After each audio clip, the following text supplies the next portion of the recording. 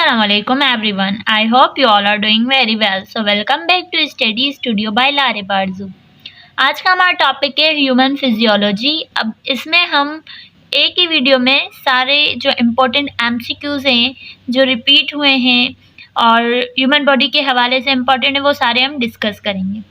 सबसे पहले फिजियोलॉजी कहा जाता है स्टडी ऑफ ह्यूमन बॉडी। हमारी बॉडी के स्टडी को फिजियोलॉजी कहा जाता है। उसके बाद हमारी बॉडी में जो टोटल बोन्स हैं, टोटल हड्डियां हैं, होती हैं 206। बट जब एक न्यूबॉर्न बेबी होता है यानी चाइल्ड जो है, बच्चे में 300 हड्डियां होती हैं। अब वो ऐसे कि उनकी हड्डियां छोटी छोटी होती हैं जब वो पैदा होते हैं, और वो जब बड़े होते जाते हैं वो मर्ज होके बड़ी हड्डी बनती जाती है। इसी वजह से उनकी पहले 300 होती हैं और जब वो मर्ज होती जाती हैं, एडल्ट होते हैं, तो 206 बोन्स बचती हैं।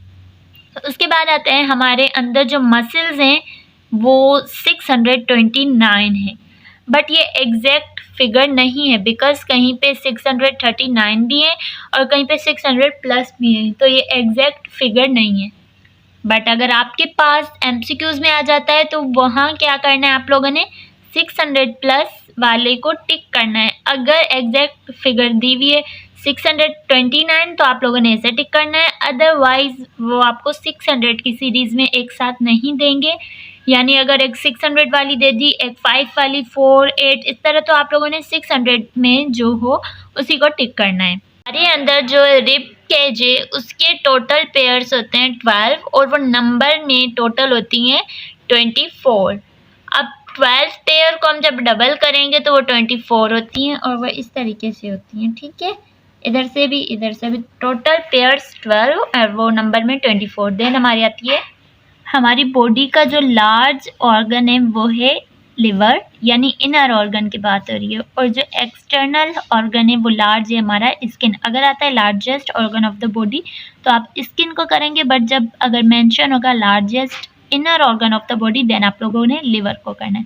उसके बाद आता है हमारी बॉडी में सबसे स्मॉलेस्ट बोन कौन सी है, वो हमारी कान की हड्डी होती है। हमारी कान में जो 3 हड्डियाँ होती हैं उनमें से एक हड्डी का नाम है स्टेप्स, वो हमारी हड्डी जो है स्मॉलेस्ट बोन है। उसके बाद हमारी आती है लार्जेस्ट बोन, वो होती है हमारी फीमर। लाइक एक जो हमारी टांग है, टांग के ऊपर जो हड्डी होती है वो होती है हमारी फीमर। हम आते हैं ब्लड कंपोजिशन पे। अब ब्लड कंपोजिशन में हमारे पास 4 चीज़ें आती हैं जो मिलकर हमारा ब्लड बनाता है। पहले हमारा आता है प्लाज्मा, देन आरबीसीज यानी रेड ब्लड सेल, उसके बाद डब्ल्यूबीसीज यानी वाइट ब्लड सेल, उसके बाद प्लेटलेट्स। अब इसमें है जो हमारे ब्लड में 55% जो है वो प्लाज्मा होता है, और प्लाज्मा की वजह से ही हमारा जो ब्लड है वो लिक्विड होता है। मैं यहाँ पे आपको डायग्राम शो कर रही हूँ, उसमें आप देखें कि न्यूट्रिएंट्स, वेस्ट वगैरह, लिक्विड सारा जो है हमारे प्लाज्मा में ही आता है, प्रोटीन्स वगैरह इटीसी। देन हम बात करते हैं आरबीसीज। आरबीसीज जो है वो 44% है, और आरबीसीज की जो लाइफ है वो 120 डेज होती है, यानी 4 मंथ्स। अब ऑप्शन में अगर 120 डेज आएगा आप इसे करेंगे, 4 मंथ्स आएगा इसे करेंगे, बात दोनों की एक ही है। और उसके बाद है डब्ल्यूबीसीज। अब डब्ल्यूबीसीज जो हैं उनकी लाइफ होती है 13 to 20 डेज, यानी 2 से 3 हफ्ते। और उसके बाद जो है अगर आप देखेंगे 55% प्लाज्मा, 44% आरबीसीज एंड 1% डब्ल्यूबीसीज मिला के 100% कंप्लीट होता है। और आरबीसीज जब 120 डेज के बाद पूरी बॉडी से घूम फिर के जहाँ पे आते वो होती है स्प्लीन। इसे कहा जाता है ग्रेवयार्ड ऑफ आरबीसीज, यानी जब उनकी डेथ होती है आरबीसीज की तब वो यहाँ आके सब जमा होते हैं। उसके बाद हमारा ब्लड डोनर की बात करें तो यूनिवर्सल जो डोनर है, यानी जो हर एक ब्लड को दे सकता है, A positive, B positive and A B negative, A negative, B negative, O, ये लाइक किसी भी ब्लड ग्रुप को जो दे सकता है चाहे पॉजिटिव हो या नेगेटिव, यूनिवर्सल डोनर है वो ओ नेगेटिव है जो हर किसी को दे सकता है। उसके बाद आता है यूनिवर्सल रिसिपिएंट या यूनिवर्सल गेनर, जो सबसे लेता है, सबसे ब्लड रिसीव करता है, जैसे हर किसी का ब्लड लग सकता है, वो होता है ए बी पॉजिटिव। लाइक ऐसे ब्लड की कमी नहीं होती, अगर किसी का ये ब्लड ग्रुप है तो वो किसी से भी इजीली ले सकता है, कोई भी ब्लड ग्रुप से आसानी से लग सकता है। उसके बाद हम ब्लड पीएच की बात कर रहे हैं तो वो है 7.35 से लेकर 7.45, एवरेज हम कह सकते हैं 7.40 जो एवरेज पीएच है। अब हम बात करते हैं एक बार पीएच स्केल की, ताकि हमें पता चल जाए पीएच कैसे मालूम है। अब यहाँ देखिए हमारा इस तरीके का पीएच स्केल होता है। अब यहाँ पे मैंने एक ही लाइन जो है छोटी इस वजह से शो की है ताकि मैं आप लोगों को बता सकूँ ब्लड किस नेचर का है, अदरवाइज इसी तरीके से लाइन्स होती हैं, ठीक है, जिस तरह स्केल होता है। अब ग्रुप हमारा यहाँ तक आता है, ठीक है। अब उसे टेस्ट करते हैं तो वो यहाँ तक आता है, इट मीन्स वो एसिड नेचर का नहीं है, बेस नेचर का। ग्रुप जो है वो बेसिक नेचर का है, ये भी एमसीक्यूज आ जाता है। उसके बाद हम बात करते हैं नॉर्मल बॉडी टेम्परेचर की। अब हम बॉडी टेम्परेचर में अगर हम बात करें तो हमारे पास जो स्केल आते हैं, एक होता है सेल्सियस स्केल। सेल्सियस स्केल है, ठीक है, वो हम टेम्परेचर मालूम करने के लिए यूज़ करते हैं।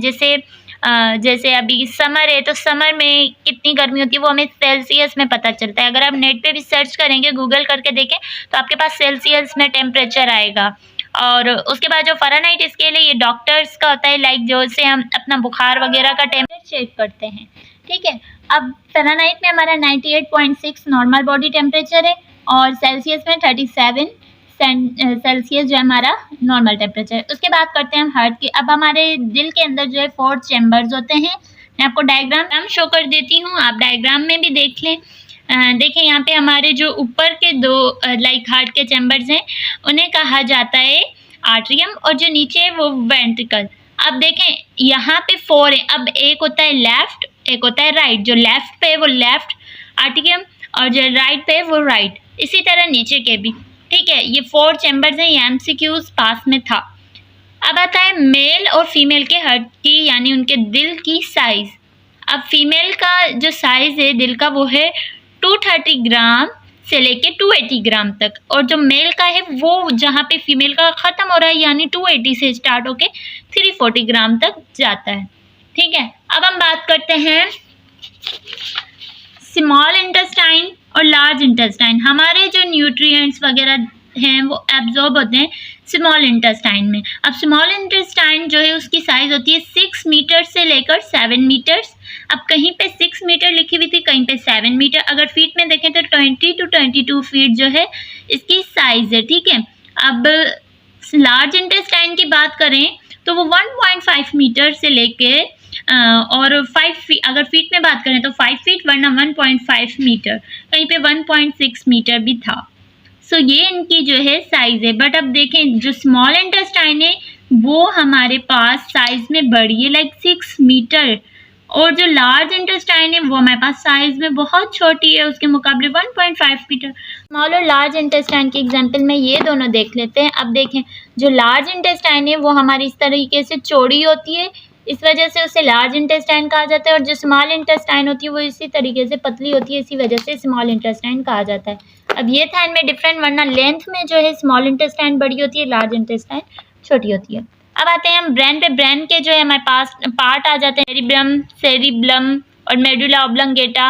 अब हमारा जो लार्जेस्ट पार्ट है ब्रेन का वो है सेरिब्रम, 82%, ठीक है। और उसके बाद जो ब्रेन का वेट है अगर वो हम पाउंड्स में काउंट करेंगे तो वो 3 पाउंड्स, और जो पाउंड होता है वो केजी से लाइक कम होता है, थोड़ा बहुत कम होता है, ठीक है। तो अगर हम इसे ग्राम में करेंगे तो 1400 ग्राम, और अगर केजी में करेंगे तो 1.4 केजी इसका वेट है।